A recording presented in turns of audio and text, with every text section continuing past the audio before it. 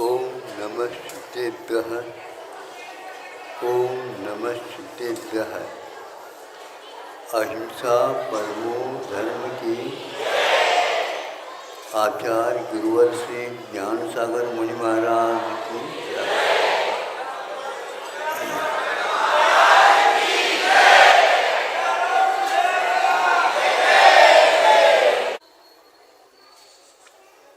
आप लोग बहुत सारी बातें जानते हुए भी प्रयोग नहीं करने से विकास रुकता है।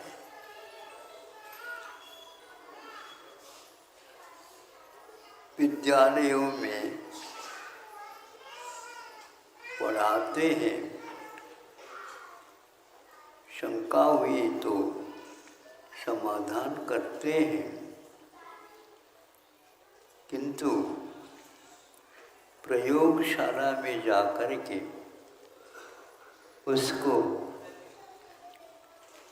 उसका कैसा परिणाम होता है, किसके साथ कितने प्रकार से इनमें भेद आते हैं, आदि आदि जो विकास के क्रम है, उनसे यदि वंचित रहते हैं, दूर रहते हैं, उसको उपेक्षित कर देते हैं, तो हमारा वह सुना हुआ कभी भी काम में नहीं आता।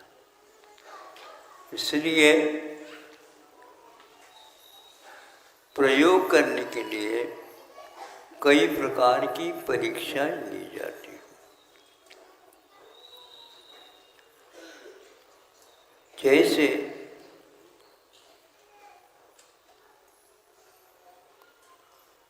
दुकानदार अपना माल बेचता है, देश विदेश से भी लोग ग्राहक आ सकते हैं, आते हैं, और वह अपने माल दिखाता है। ग्राहक जब जिसको पसंद करता है उसको दिखाने के लिए वह अपने गोदाम वगैरह ले जाता है। उनको पसंद आ गया हो, भाव भी उसका ज्ञात हो गया उससे, और वह चला जाता है। इतनी तारीख के दिन आप हमारे इतने नंबर पर इतनी बोरी या टन भेज देना।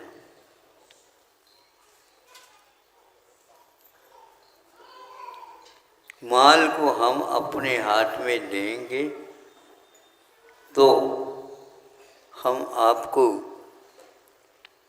पैसा देंगे, नहीं तो नहीं देंगे। उतने समय पर उन्होंने भेजा, ग्राहक को ज्ञात हुआ और उनको देखना चाहा, तो आप लोग उसको कैसे देखते हैं? जिसको बोलते हैं ये लोग, मान लो कोई धान खरीद रहा है तो उसमें हुक लगाते हैं, जिसको पारखी बोलते हैं। परखी यूं करते हैं, सामने सामने हाथ में वो आता है, एक बोरी से ले लिया, दूसरी बोरी में वह बीच में लगाता पारखी,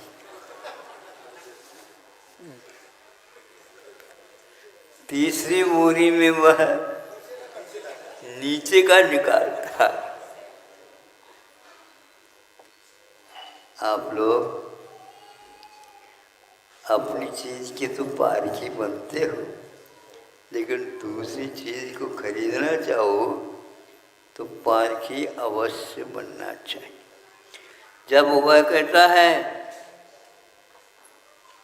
तीनों स्थानों में भिन्न भिन्न जो माल दिया था सैंपल के लिए वह नहीं निकला,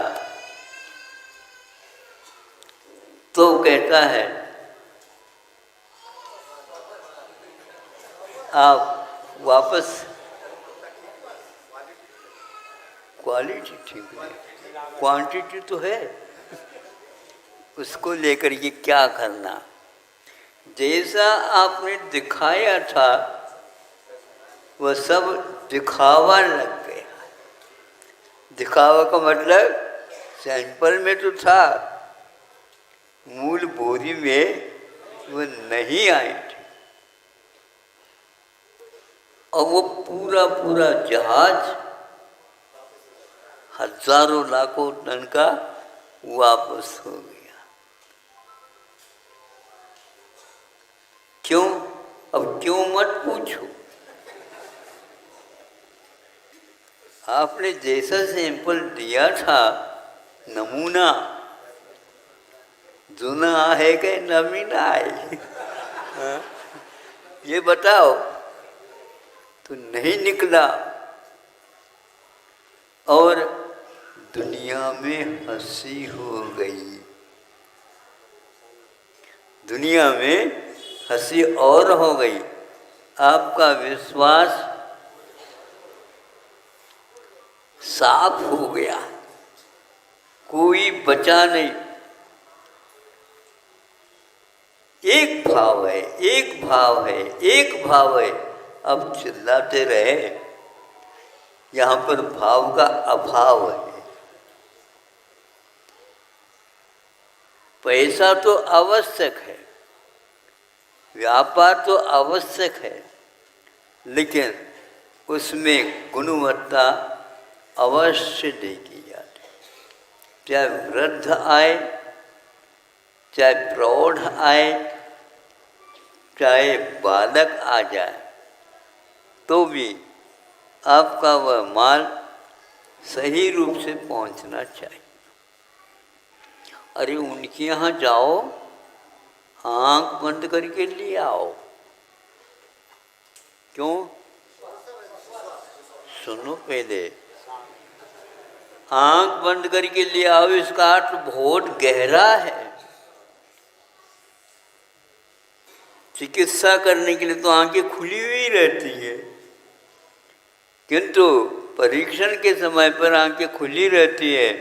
वहाँ पर परीक्षण करने की कोई आवश्यकता नहीं। जाओ और ले आओ, चाहे बालक को भेजो, वृद्ध को भेजो, प्रौढ़ को भेजो, अपढ़ को भेजो या पढ़े लिखे को भेजो, उसका कोई मायना नहीं। क्योंकि एक बार ग्राहक बनता है तो उनको ढूंढता हुआ आता है वापस। यदि मान लो आपके पास एक कोई ग्राहक आ गया, दिखाओ दिखाओ दिखाओ कह करके, फिर बाद में हम थोड़े से, हाँ आप दूसरी दुकान ले आओ, ले आओ तो बहुत अच्छा है, मुझे भी संतोष होगा। ध्यान रखो, घूम करके यहीं पर आना पड़ेगा। नहीं समझे? बाजार में कहाँ क्या है हमें मालूम। तो इसलिए धर्म की परख ऐसा नहीं कि बिल्कुल हम नंबर लेते हुए बैठ जाएं। वह व्यक्ति इतना आत्मविश्वास रखता है, जब वह स्वयं पुनः आ गया ग्राहक, क्या है तो उस समय आनाकानी करने लगा ये दुकानदार। अब की बार ऐसा नहीं होगा, ठीक है, अब की बार हम पालकी और अच्छे ढंग से रखेंगे,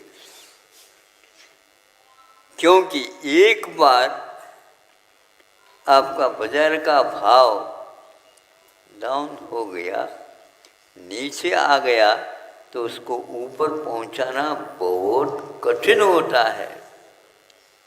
इसलिए आप सुन तो लेते हो, लेकिन प्रयोग करना भी सीखो, पारखी बनना भी सीखो।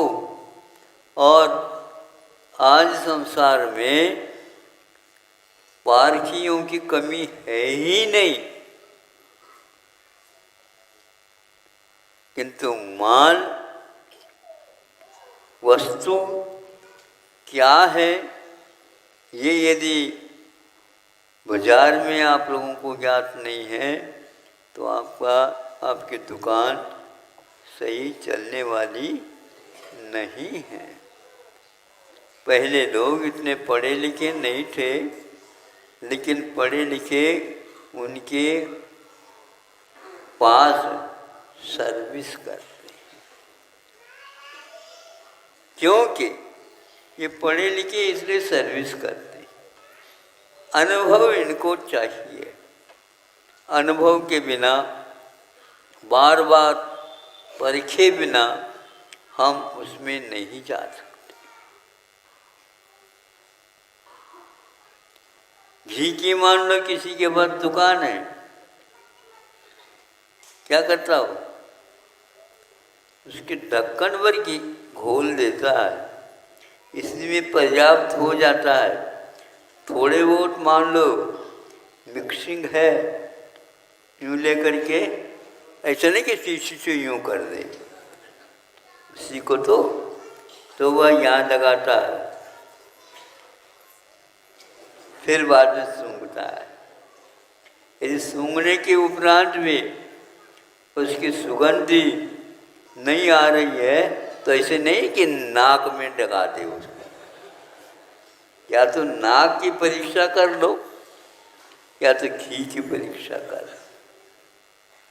यदि अपने को संदेह हो गया, दूसरे अपने पास और बैठे हैं, उनकी बात ये दो, अपने आप ही उसकी परख हो जाती है। बड़े बड़े सौदा हो जाते हैं, पारखी सही नहीं रहने से उसमें धोखाधड़ी हो जाती है। अब आत्मा तो दिखती है, शरीर दिखता है, आत्मा की परख कैसे करें? माल देखते ही उसका मन खिलता नहीं, पसंद नहीं आता। इसलिए जब माल पसंद आता है, पसंद करने वाला कहाँ है? भीतर है। बाहर परख की जा रही है, प्रसन्नता जो आती है वह आत्मा के स्रोत से आती है। हाँ, वर्षों का अनुभव है अपने आप। अपने यहाँ सम्यक दर्शन के लिए कहा जाता हो, बहुत सारे लोग थर्मामीटर लेकर के बैठे हैं। यहाँ पुकारना अपना नहीं है, किंतु क्या वस्तुस्थिति है इसको समझना है। तो उनको प्रशम, सम्यक,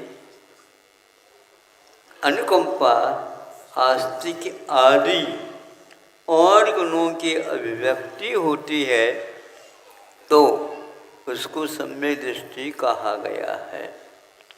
इसी आधार पर वह आगे भी अपने जीवन को चलाता जाएगा और यह अनुभव उसका, यह प्रशम भाव, संसार से भीत हो जाना,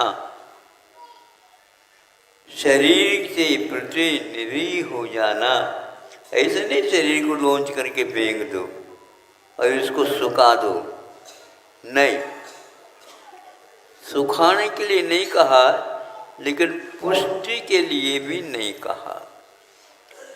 जहाँ जैसे तप वगैरह लेते हैं उसको सहन करने की यदि क्षमता है तो उसको सहन करने योग्य बनाओ, नहीं है तो जहाँ पर इसके लिए योग्य आहार आदि मिलते हैं वहाँ पर जाओ और वहाँ पर ये तप को अंगीकार कर लो, तपस्या करोगे सफलता मिलेगी। इस प्रकार आचार्यों ने आगे जाकर के शास्त्र ग्रंथों को भी गौण करते हैं। हमें बताओ, जो शोध छात्र होता है उसके पास पाठ्यक्रम पुस्तकें रहती हैं? हाँ, नहीं रहते। काय को पढ़ा लिखा है? हाँ, इसलिए नहीं है। पाठ्यक्रम के द्वारा जो विषय अवगत हो गया उसको पुनः देखने की कोई आवश्यकता, वो सीधा पुस्तकालय शास्त्र भंडार की ओर चला जाता और उसमें से किताब निकाल लेता, पहले लिस्ट पढ़ता है और उसमें कहाँ कहाँ पर अपने योग्य है इसको नंबर देख करके वो निकालता है। और उनमें से सब पढ़ता नहीं हो, वह देखता विषय कहाँ पर उसका है, उसको बस अपने पास लगता है। ये सूत्र बन जाते हैं, फिर बाद में उसको देखता रहता है। यही शोध छात्र की पहचान होती है। और वह हमेशा हमेशा कैसा रहता है? चिंतन में डूबा हुआ रहता है। आपके लिए छुट्टियां मिलती हैं, शोध छात्र को कभी छुट्टियां मिलती नहीं है या लेता नहीं, क्या पता। वह लेना नहीं चाहता और उसकी कक्षा की अवधि भी नहीं रहती। एक बहुत मार्के की बात है, हर कक्षा में एक वर्ष देता और स्नातक होने के उपरांत उसके लिए एक विषय के लिए 2 वर्ष देता है। लेकिन शोध छात्र के लिए वर्षों की कोई अवधि सीमा नहीं रहती। फिर जीवन पर्यंत जीवन भी छोटा हो जाता है, जिस विषय का मंथन करने के लिए छोटा पड़ जाता है और वह डूबता चला जाता है। ऐसा जैसे और कोई भी नहीं कर सकता। 3-4 वर्ष भी लग सकते हैं, फिर बाद में उसको उससे निवृत्ति हो जाती है। तो आप लोग 1 साल तो देख लेते हैं, दूसरे साल में बेटा दुकान प्रतीक्षित है, बैठ जाओ। पिताजी ऐसा करो, दुकान में रखना है तो दुकान में रख दो। नहीं समझे? किंतु यदि दुकान नहीं रखना चाहते हैं तो मुझे पढ़ने दो। बेटा पढ़ते पढ़ते लाखों रुपए खर्च हो गए, आपको खर्च से यदि डर है तो हम कमा करके आपको उससे 4 गुना दे देंगे। बातें करता है। हम बातें तो इसलिए नहीं करना चाह रहा था क्योंकि आप दुकान की ओर कह रहे थे। दुकान लेना तो दुकान देख ले। इसीलिए जो संसार से, शरीर से, भोगों से अनासक्त नहीं होता है, चारित्र लेना तो बहुत दूर है। सम्यक दर्शन के बारे में भी प्रश्न चिन्ह लग जाता है। आप अपने भावों को ऊपर बढ़ाना चाहते हो तो प्रशम भाव, अनासक्त भाव, अनुकंपा भाव, अस्तित्व के बारे में, किस वस्तु का क्या स्वभाव है, इसके बारे में चिंतन करते जाओ। यह आपके लिए पाठ्यक्रम है। फिर इसके उपरांत शोध ग्रंथ में कभी भी पाठ्यक्रम बनता नहीं। किंतु आज शोध करने वालों की हाल थोड़ी सी पूछताछ कर लो, कौन से हॉल में रहते हो, हाँ, कौन से हॉल में रहते हैं उनको पूछ लो।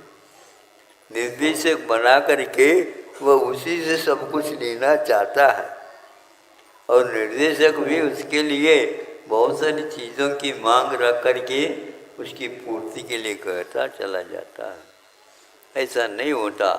पहले अध्यापन कार्य के माध्यम से ही शोध के विषय तैयार किए जाते थे, किंतु आज विद्यालयों में, महाविद्यालयों में अध्ययन नहीं हो पाता, सब दिखावट आ गई है। इसलिए ये कहना चाह रहा हूँ, पारखी जो है ना अच्छी ढंग की रखो, तो ये निश्चित है आपका अध्ययन, आपका मंथन, आपका आलोड़न, ये सारे गहराई की ओर लेकर के जा रहे हैं।